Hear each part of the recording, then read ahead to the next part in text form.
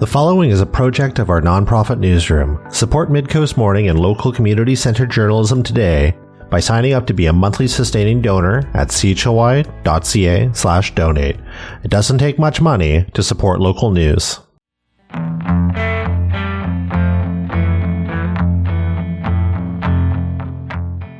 Hello and welcome to Midcoast Morning. I'm Joe Pugh. As Nanaimo gets ready to turn the page on 2023, we're taking a look at the year in books. We'll go behind the scenes at a social enterprise that's spreading literacy and check in to see what stood out to independent Nanaimo bookseller Andre Bizier. Let's get right into it. First off, I headed downtown to Literacy Central Vancouver Island on Commercial Street, home of well-read books.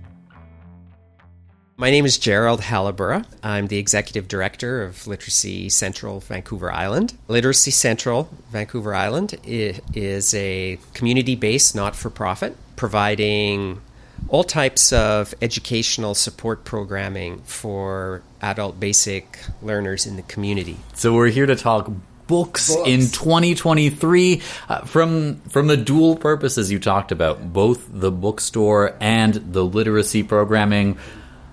What is looking back at the year, what does that mean to you? What do you think of when you think of just that topic, books in 2023? One of the things that strikes me is the resilience of interest in the actual physical book. And this is something that's been really exciting to see, that across age groups, across every kind of niche, to see the interest in the actual real physical book and the excitement that people show coming into the shop, looking around, finding books, holding them, even that sort of scent of an old bookstore. That's really been a story, I think, looking at all the different technologies that are around to read things virtually or digitally, to see that resilience of the traditional book, I think, is something that is really exciting.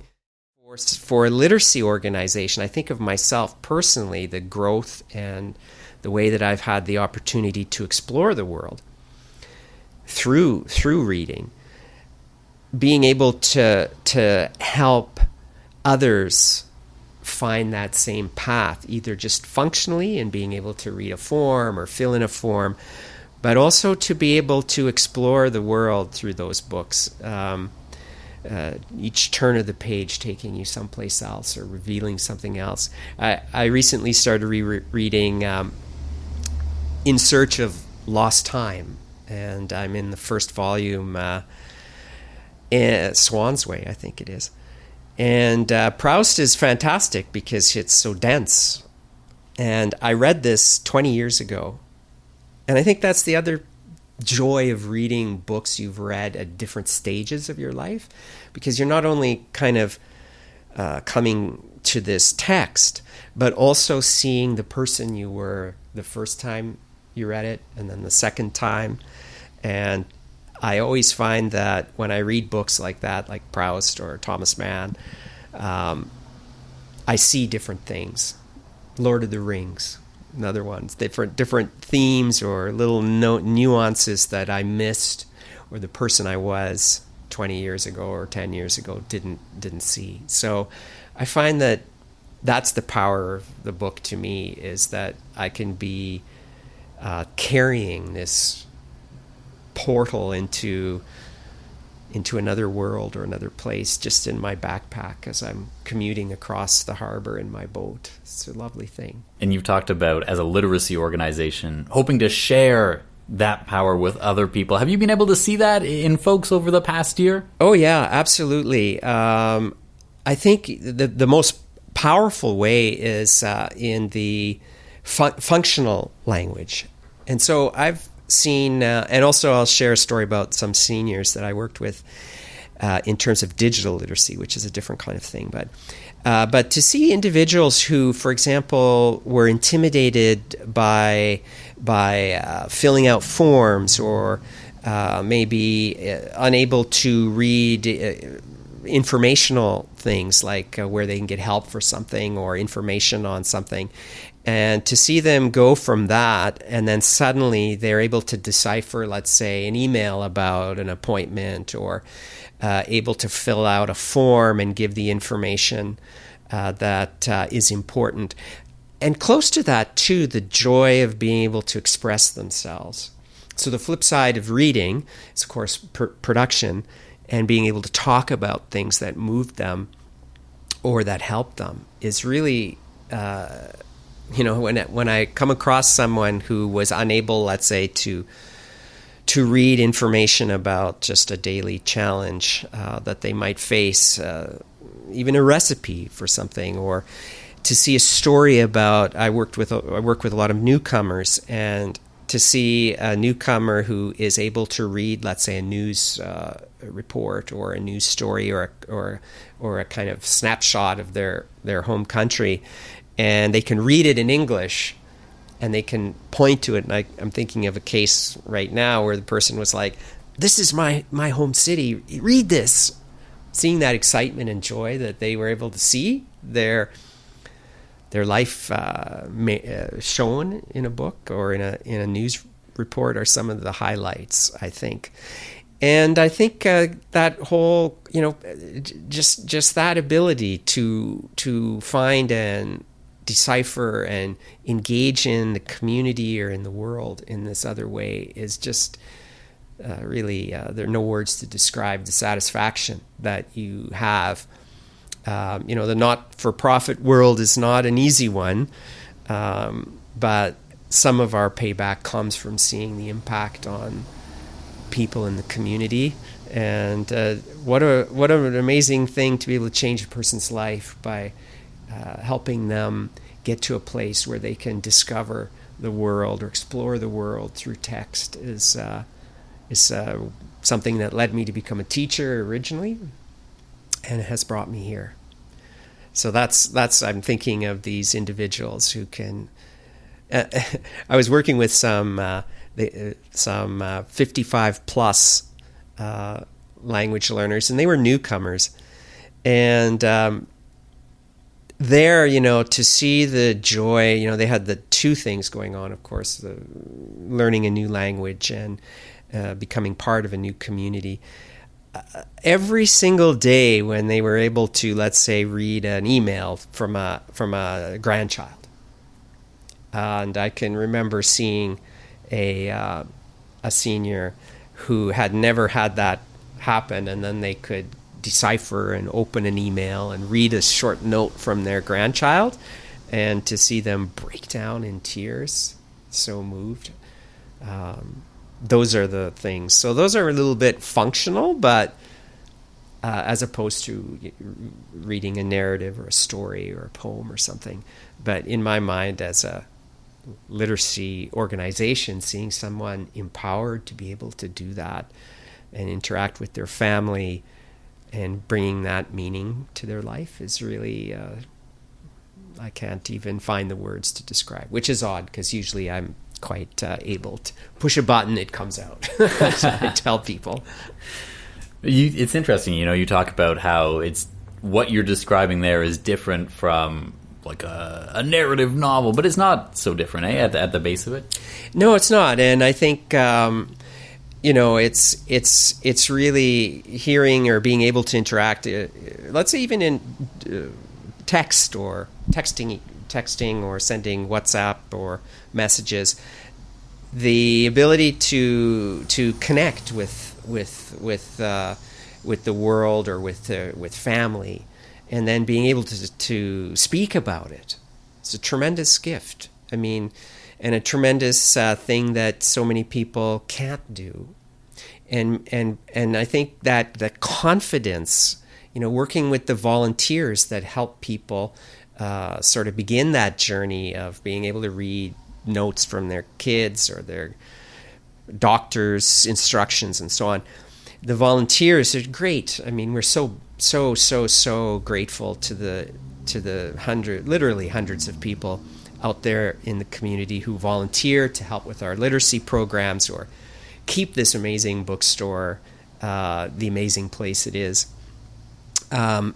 they help those people too discover it's not just the functional.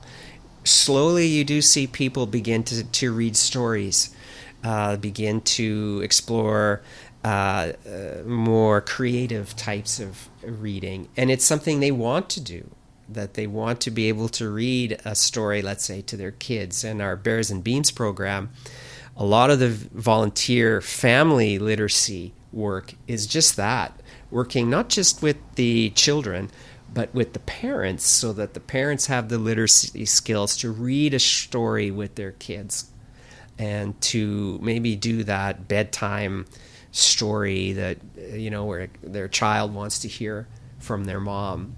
And that kind of work to empower the parents to be able to spend that time or to help their kids with homework. It's very common. We'll have individuals who are looking for help so that when their kids come to them and say, "Oh, Mom, can you read this?" or "Dad, can you read this for me and help me?" they're able to.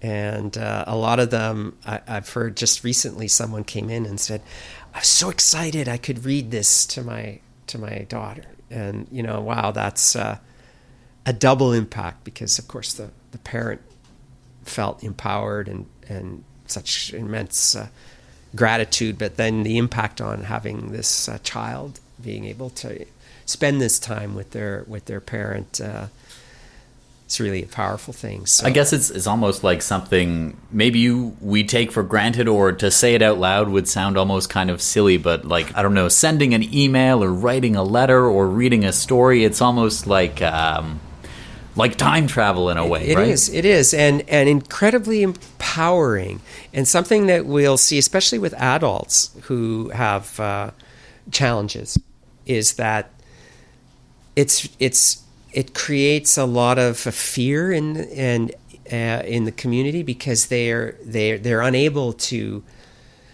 interact and either functionally or even just to read the news or so on.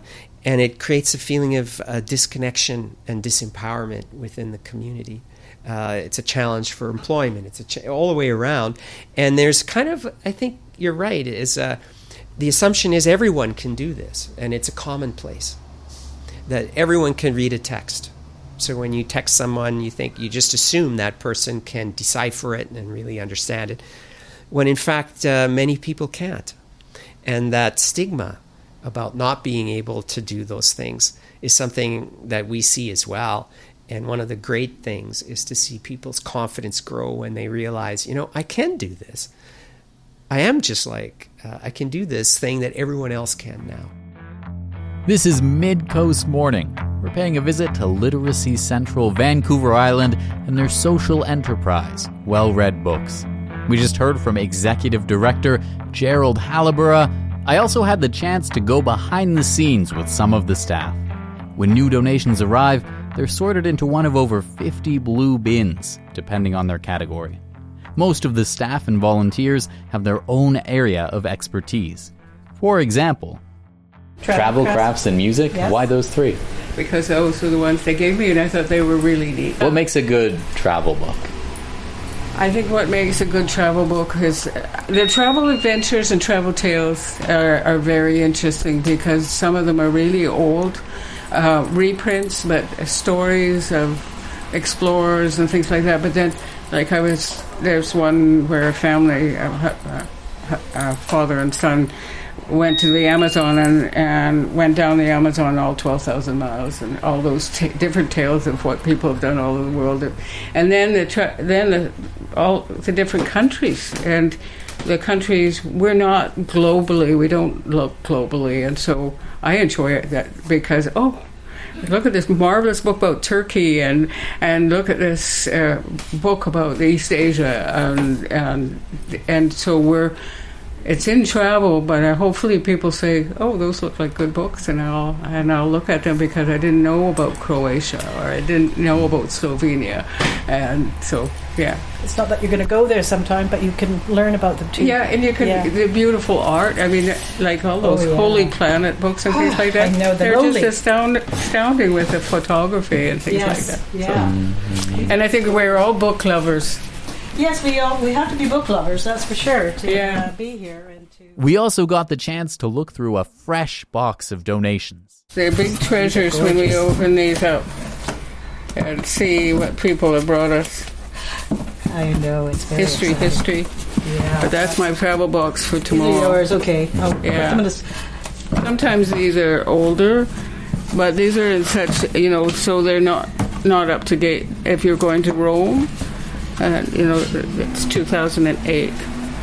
So, but if I don't have anything on Rome, then I will RV keep it. camping and BC. We got everything from RV camping in BC to intertidal univalves of British Columbia. That's right. I got a book on mosses. I think mosses are wonderful. Oh, there's some common mosses of British Columbia, and we were very excited about that. Look at that Wilson Homer. Oh, that's a Christmas book, I think. Yes. Does it feel a bit like maybe Christmas morning every time you get one of these boxes? Oh, definitely. Oh, definitely. Yes. Oh, look at that. Oh. That one was hugged and chewed up by some kid every night, I think. Tails and Fables. Can we check the year on this? That makes a reader. This person who had this book is a reader now. When we come back on Midcoast Morning, we'll hear what stood out from an independent seller of new books here in Nanaimo. Midcoast Morning is made possible by the Community Radio Fund of Canada's Radio Meters program and listeners like you. Support Midcoast Morning and CHLY's nonprofit newsroom today by becoming a sustaining donor at chly.ca/donate. Local news can't survive without your support. Another way to help us out is to share this show with your friends and tell them why they should support us. Finally, if you're listening to the podcast edition of Midcoast Morning, go and give us a positive review on Apple Podcasts or whatever podcast feed you use. It helps people find us. Today on Midcoast Morning, we're taking a look at the year in books. I caught up with Andre Bizier of Window Seat Books in the Old City Quarter. I asked her to tell me about her favorite read of 2023. My personal favorite that just happened, actually I just read it. It just came out not too long ago, like last month, and it's called The Maniac. And I'm not really sure how to pronounce his last name, but it's Benjamin Labatut. I always say it in French when I don't know how to pronounce it. But he wrote When We Cease to Understand the World. And what he does is he writes about, he does historical fiction, but about science. He really loves physics and math. So this book was kind of about the godfather of AI and how the idea to create digital life kind of came about. And it's kind of insane, actually. And it was rad because it's reads really light, but you're learning all this crazy stuff that's happening right now. And what about the people who come into Window Seat Books? What were some of their favorite books this year? The big one this year was Fourth Wing. Oh my God. So this was a new fantasy series. The first one is Fourth Wing. The second one is Iron Flames. I couldn't keep it on the shelves. It was crazy. Just big, epic dragon fantasy, beautiful book. It started selling because the book looked so good. All the pages were stained, and that's how it started selling. And then it just kept growing and growing. And Fourth Wing was the big book of the year, honestly. And what about here on Vancouver Island, here on Nanaimo? What have we seen from local authors? A lot of local authors, actually. Vancouver Island is probably the capital for writers in Canada, almost. And we've got a lot of cool things from Gabriola authors this year. We had, Tracking Giants by Amanda Lewis, which is talking about going to find all the big trees in BC, and a lot of memoirs and adventure books from local authors this year, I find, which is really cool because it's relatable to all of us who live on the island. A lot of like island life memoirs. How do you track your reading? Or so as someone who runs a bookstore, there are far more books in here. I imagine books are coming out at a faster rate than any one person can read them. How do you choose what to read? So when I first opened the store, I was trying to read everything that was on the shelves so I could talk about every single book that I picked. And then I started stressing out like crazy and I stopped. So now I just focus on myself. It's hard to say how you decide, actually. Like even when I pick books in here, for the store, let's say, there's a lot of intuition for me because the store is so small. So I kind of know everything that goes through the till. And so when I order a book for the store, I really think about what are the big books that are selling like in Canada, but also like, is it going to sell here? I'm always thinking about my clients and what they buy. So I'm not really ordering just for me, like what I think is the best books in here. I do have a small section of that, like the books I think are awesome. But most of the time is like, what are my clients buying? So there's a lot of local interest stuff, and we love like mushroom books. I was telling you about earlier, like must have mushroom books in here because everyone wants to forage. It's awesome. Yeah, like I just really pay attention to special orders, what people are asking from me, what others want to read in the store, not necessarily what I'm reading. Unless I fall in love with a book like The Maniac and then I tell everyone about it. We already talked about maybe like your favorite book, but what are you going to remember from the books? The other ones that maybe weren't necessarily your favorite, like you read a book, you put it down, it's exciting to go on to the next one, but I don't know, do you find there's usually something you take away, or what is it like looking at a book and thinking, I've read that? Yeah, well, I think for me is I don't have a good memory, so I don't remember maybe all the details of a book, but I always remember the feeling of reading it. So when I do see, like if I look at the books on the shelves, I'm like, oh yeah, that book was so good. And I might not actually remember like specific details of the plot, but I just remember how I felt, and it leaves a warm glow with me. Like every book is like, oh, this was, I don't know, I just remember the feeling of reading this book. You're listening to Midcoast Morning. Right now, we're reviewing 2023 in books with Andre Bizier of Window Seat Books. Our conversation turned towards some of this year's literary prizes. Prophet Song by Paul Lynch won the Booker Prize, a UK award given to a jury's choice for a top book published in the English language. The Giller Prize is given to the top book by a Canadian author as picked by a jury. This year's winner was Study for Obedience by Sarah Bernstein. Do the prizes, though, do you see the impact of them in the bookstore? Yeah, I really do. But it also depends. Like sometimes, like let's say the Giller Prize, which is one of the biggest Canadian prizes, once the winner is announced, it will sell like crazy. Like sometimes I've had a book on the shelf that didn't sell at all. I had it for like 6 months. Nobody picked it up. And then I returned it because you can do that as a bookseller. I don't do it very often.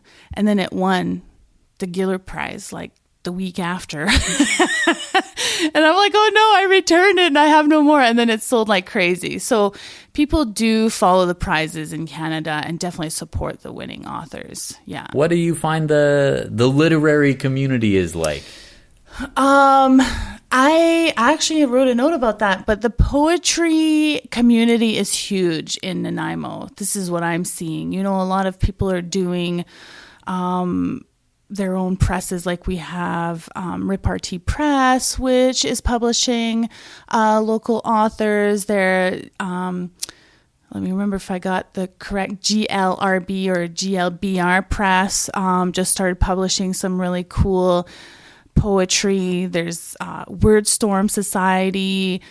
There's a lot going on here. And then also I know I'm the only indie bookstore downtown, but you have the Literacy Center, like Well-Read Books, and they also tend to carry like local self-published authors. They have like a really nice display for them, actually, which is kind of nicer than mine because I don't have that much space compared to them. But yeah, there's a lot going on with poetry in Nanaimo. I wonder why. Is there anything else you'd want people to know about books in 2023, or anything you'd want to bring to the conversation? You know what? The big thing, this is what I'm going to say. Like a lot of the times I was telling you this morning, people come in and be like, what's the one thing I have to read? And I never say this. I say, what do you feel like reading? And honestly, like I love reading so much. Like it's my one true love, I think. Like nothing surpasses it. And I think, yeah, like that's what I would say. Read what you want to read. Who cares what's big out there, what must be read? Like this is my philosophy. And just read whatever makes you happy because it's so fun and cool. And there's so much out there. And yeah, that's all I want to say. Read what you want. That was Andre Bizier of Window Seat Books talking about 2023 in books. Next week, we follow up with part 2, where we'll continue to use the spoken word to take a look at the written word. And don't miss Friday's show. We're planning on taking a look back at 2023 with Nanaimo Mayor Leonard Krogh. That's all for today. Thank you for joining me. I'm Joe Pugh, host and producer of Midcoast Morning. Jesse Woodward is our executive producer, and Arby Frew is our technical advisor. You can sign up for CHLY's newsletter at chly.ca/subscribe for updates from our nonprofit newsroom and more. Our theme song is First One by local Nanaimo band Waste Management. You can find more of their music on their Bandcamp. If you have a story you would like us to cover, email us at news@chly.ca. That's all for now. I'll talk to you on another Midcoast Morning. Midcoast Morning would not be possible without the funding of the Community Radio Fund of Canada's Radio Meters program and listeners like you. Midcoast Morning is a project of CHLY's nonprofit newsroom. Support nonprofit journalism in Nanaimo and on the Salish Sea today by becoming a monthly sustaining donor at $5 or more per month. Support the program at chly.ca/donate. If you're already a supporter, record a voice memo telling others where you're listening from and why they too should support our work. After you're done, you can email it to us. Also, share the podcast with your friends. While Meta is blocking Canadian users from sharing news content on their Facebook feeds, you can still share our podcast directly with your friends via Facebook or Instagram Messenger. Finally, this program acknowledges and gives thanks to the Nanaimo First Nation as we broadcast and podcast from their traditional territory. Thanks for listening.